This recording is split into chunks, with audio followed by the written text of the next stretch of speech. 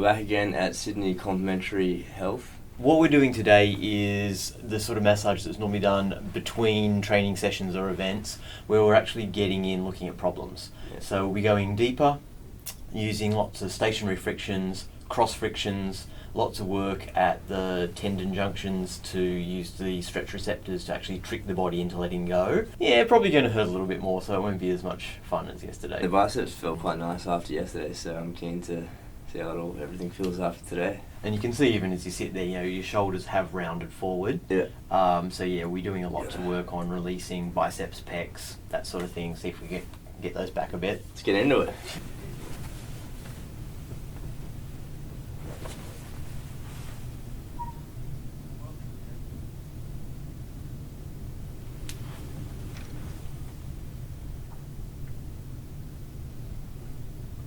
Yeah, that looks real deep. I can see how that would be painful. And the idea is just to get those stretch receptors engaged.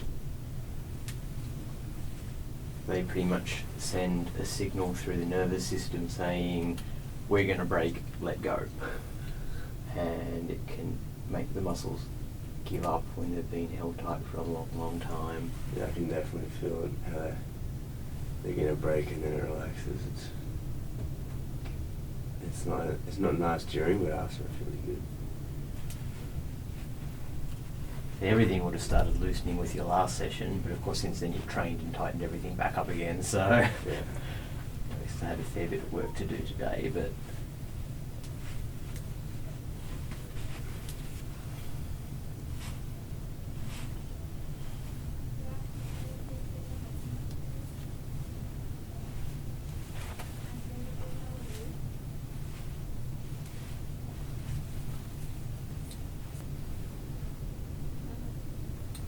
you can see even as Lachlan lies here the difference in the shoulders, how much more pulled in the right one is and how much more relaxed the left is.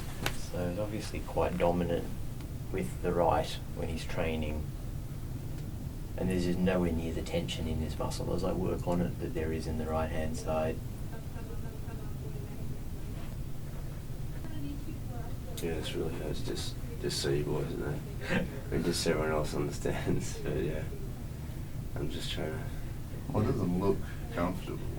Yeah, I can't.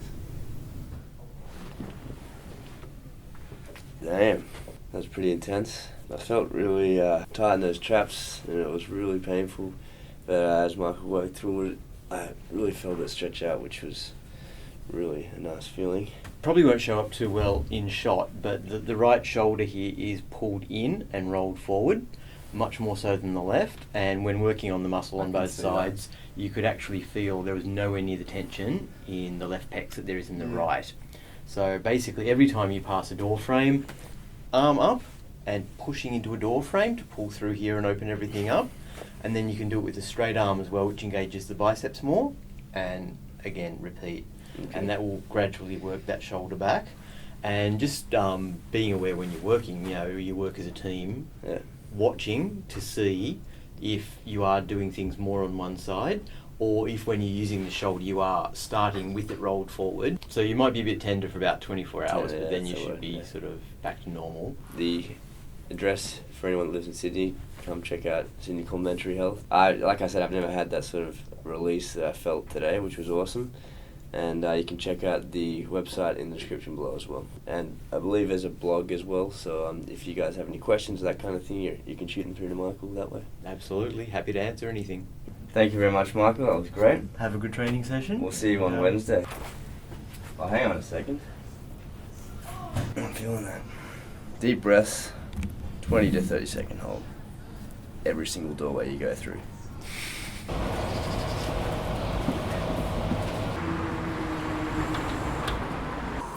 Finally home.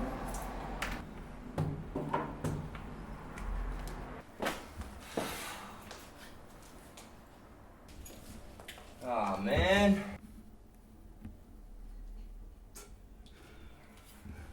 Finally. Now I can't come out of the room, otherwise I gotta stretch again. Hi guys. Welcome to day 20. We are back where it all began. At my old house. Well, I've moved out, but this is where my parents live. So welcome. Nothing like that fresh air. So anyway, I've picked this bum up off the street. He's gonna be joining me for my workout today. What did you say your name was there, mate?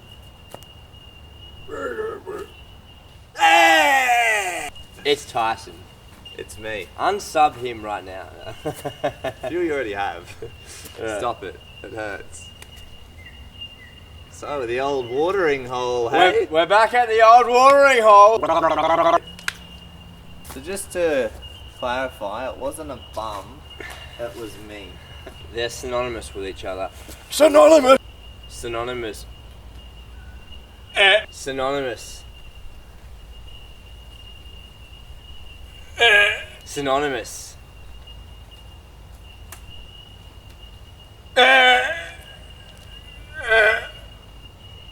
As you can tell, I don't use that word very much. So this is where it all began. When I first started my rings training, I was living here. Rings were really, really unpopular in a sense. The only people that did rings were gymnasts. Thankfully, since then, it's become a little bit more mainstream with things like CrossFit. I hate their form, man. Ew. Yeah, they need to work on their form big time.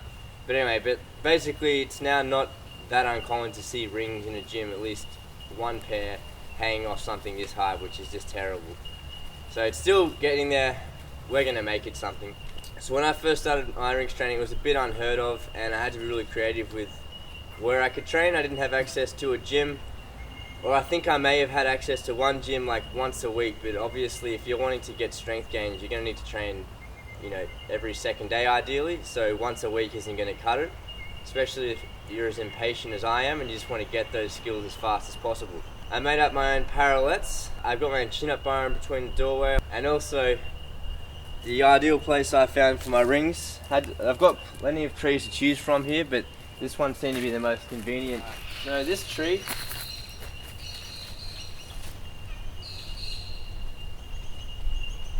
Got my first back lever on this guy.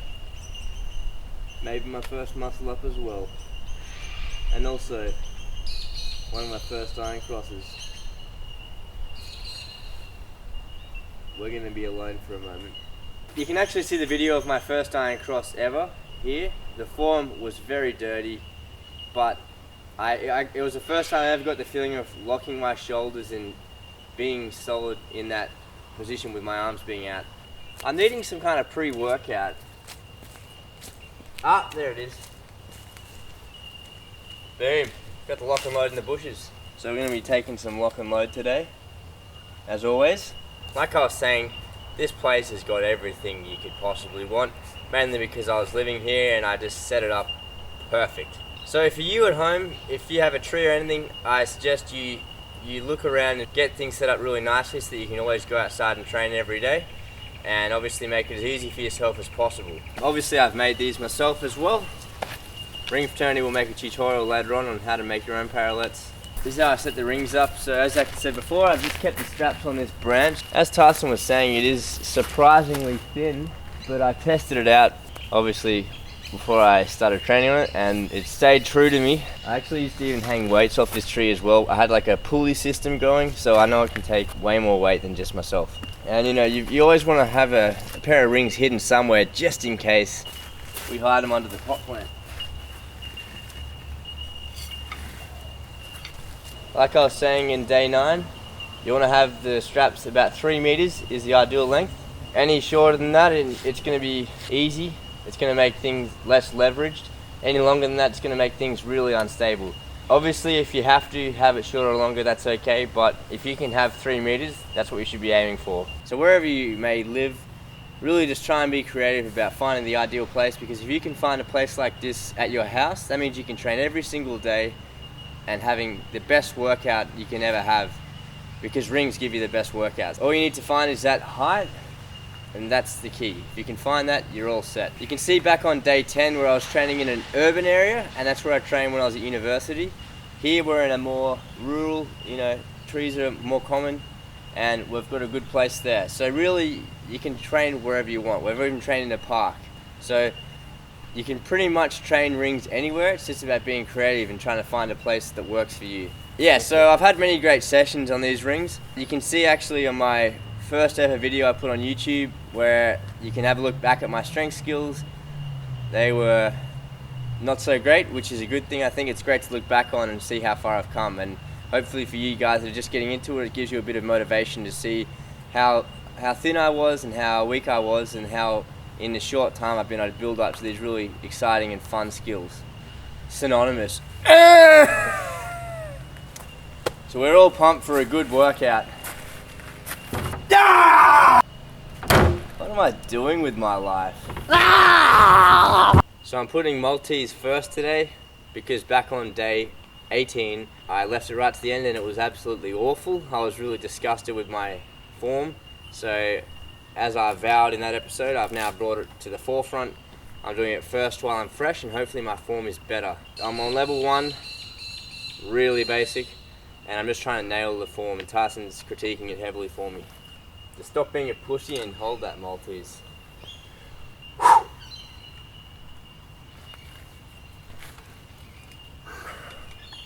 If you don't hold this Maltese, you're a pussy. Hold that. Push through the elbows. Yeah, that's good. Oh, I'd serve that for dinner. Come on. Same thing. Push through the elbows. Lower. Lower. Bring the leg down. That's it there. Forearms crept up again. 1 second, I'm going to do it again. Come on.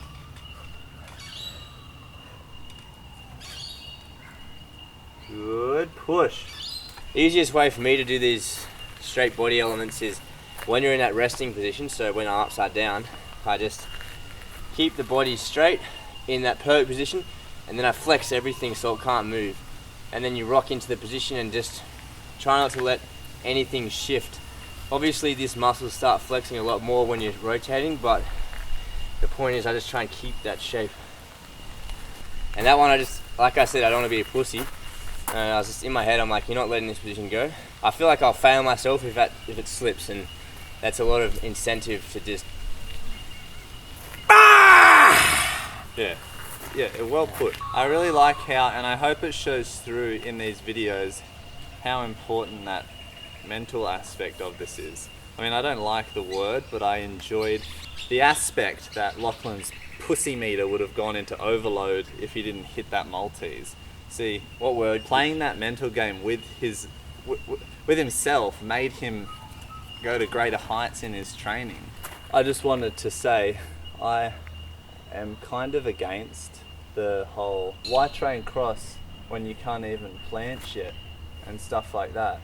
Sure, a lot of these bodyweight exercises translate to each other, but I still think if you want to train for a move, there's always a prerequisite to do, even for a very beginner, that builds up to it. As long as you're doing the right form for whatever variation of the skill you're doing, it's a good thing. After yesterday's massage, I felt a little bit sore in a few places, particularly these forearms. Michael particularly was flicking those tendons over and I felt them almost clicking, and it was really painful, and now I can feel there's a bit of soreness there in a really nice way. It almost feels like DOMS. That forearm pain that I had in the first couple of weeks is gone now completely, so that's awesome. I think the ice bath coupled with the massages has really eliminated that problem, and that's pretty impressive considering I've been training every second day, so I didn't actually rest, because usually I would stop training on something like that and let it go away, but here, which has been awesome, I've been able to keep training and it's gone away. Everyone, let's count together. 1, 2, 3, 4, 5, 6, 7, 8.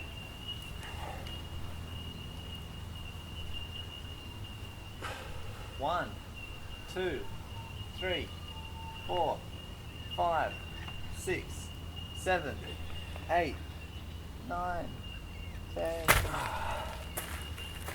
It's still disappointing to me that I have a clear part where I speed up just after the front lever, I think it is. I'm now doing the one arm chin negative. It's gotten to the point where they're getting so controllable that it's quite fun to do. I'm really trying to control that last little bit. I think the only part I now need to worry about of my one arm chin is having a solid initial pull, because as you've seen 2 sessions ago, I was doing these no problem. 1, 2, 3, 4, 5, 6, 7, 8, 9, 10, 11, 12. Damn it, that last bit's hard. Oh shit! The hell was that? That was annoyingly hard. I want it to be easy. 1, 2, 3, 4, 5, 6, 7, 8, 9, 10. Did you see the scat fail at 8 there? Yeah, I saw that. Slip from here to there. One thing that's failing or is not as strong as everything else, it's the scap. The scap man. I'm a scat man. He's given himself a chalk mustache. Unfortunately, I'm not feeling my strongest today in the Azarian cross, which is frustrating because you always want to be, obviously hitting the frontier of your strength and getting even stronger than you've ever been. But today I just can't do that. Obviously, if you haven't got the strength, you can't force it. You've got to be smart and train it in a certain way that will help you. So for me, I'm stepping it down to just level 3, but instead I'm going to be doing this really, really solid with perfect form and just awesome control. It should be a pleasure to watch. Now, an example of this with beastly strength is Yuri Van Gelder. This video, Yuri training Siddhard, whatever Siddhard means, is just so impressive. It's his warm-up, but you can see everything he does. That kip to L, damn, it's just a kip to L sit. But look at that control, it's just bang on. And then that press to handstand, he does it so smooth and with such ease. You see that he's probably only using like 20% of his effort. It's so quick. So I just love watching that. There's something inspirational about the ease at which he does those skills. I strive to get that kind of strength with all the skills I'm training right now. I want to get to that point where I can do it over and over and over and over and over. So if you do it once, it's like nothing. We really do appreciate the very kind comments some of you guys have been sending through. I know it doesn't seem like much, just saying like great work or whatnot. But an example is last night I released day 9. Got a bit of catching up to do. One of my friends said, he really enjoyed this part in particular and he rewound it twice watching it. And I know that's not much, but it's a nice thing to, oh, that's great. That part was so interesting, whatever, that he watched it twice. So I really do appreciate you guys sending you nice comments through, and it's definitely good motivation. I mean, just seeing that makes me even keener. Okay, I want to make these episodes great. I really want to get stronger and give you guys more interesting episodes. So thanks a lot, guys. We do sincerely appreciate those comments. If you guys have any critiques on this form, please comment below. I really, seriously, am trying to do this completely perfect so that you can't say a thing about it. If you like the form, give me a little, tick of approval. Critique away.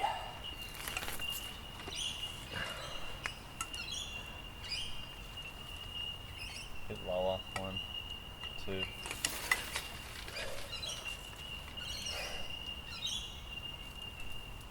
One, 2. Okay, let's try to get the hands a bit more in front. Yeah, 1, 2. Heaps better. Don't let yourself pike though. 1, 2. Wow, that felt good. You notice I was doing it intentionally slow. It's somewhat satisfying to just slowly press in that position. I liked how Tyson was giving me those little critiques. I was trying to really exaggerate what he was telling me to do. He was telling me to pull my hands forward a bit. You don't want to be ever crossing like that. You always want to be bang on center. If you're doing an L-sit, you should even be a bit forward. So I had to be a bit creative here. I was using these 2 platforms to do this L-sit to planche exercise. So it's not very nice having your hand and all the weight going onto that thumb like that. So I've put these parallels on top to make our own temporary P-bars. In my last set I was a bit uncomfortable with this. Well, I felt like it was going to flip, so I've got Tyson here to reinforce for me. If we go down, we're going down together. Yeah. 1, 2. Bit higher. 1, 2. 1, 2. Come on, put the pressure down. Hips higher. Hips higher, higher. 1, 2. 1, 2. Get the hips higher, but Annoyingly, you saw that as well. That happened, and obviously that did put me Yeah. off.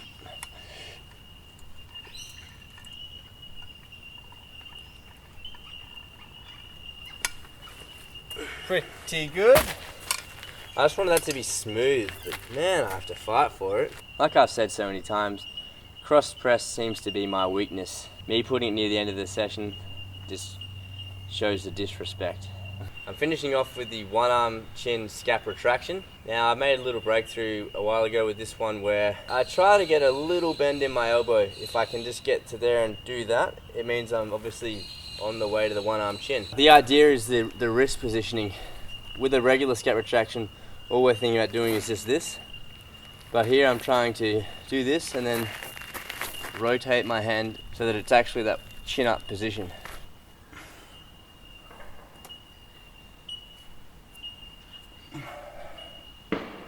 So that pivot is important. I failed more on that second one. Because that's a full range of motion. I really feel it in the lat. It sort of, I crank it around, obviously, and then it's nice. It's a really good pump. I'm trying to make this as hard as possible, so I'm going from the fully relaxed arm, which is open, and then into it retracted, and then pulling as a chin up.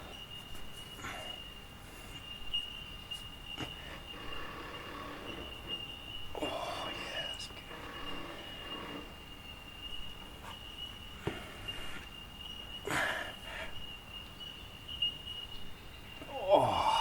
I certainly feel a difference of this and then just a little arm pull. It sort of pulls your shoulder even more down, and it's really intense in this, in this little area here. And like I said, I want to get the one arm chin from a relaxed hang.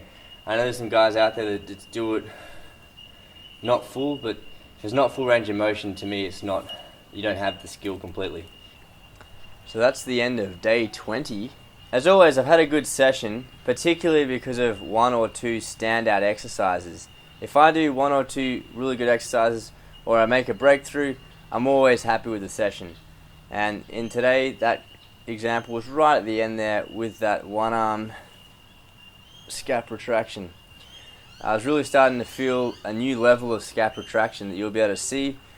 Whereas I used to just go to here, I've now started to go even a bit further. I'm still learning what the full extent of a scap retraction in a one arm chin feels like. Some things felt a little bit weak, but I still did a good progression on them, and I felt like I got a good workout.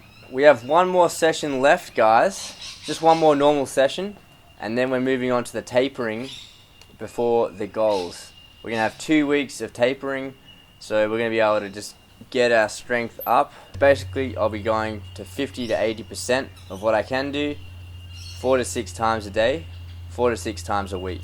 Mainly it's just to get that muscle memory, really understanding what the movement feels like, but at the same time not actually fatiguing the muscles. That tapering week will really hopefully show in the goal session, in that we're going to make huge progress between that last strength session and then the goal session. So I'm loving the workouts, making good progress, and we'll look forward to seeing you guys on day 21.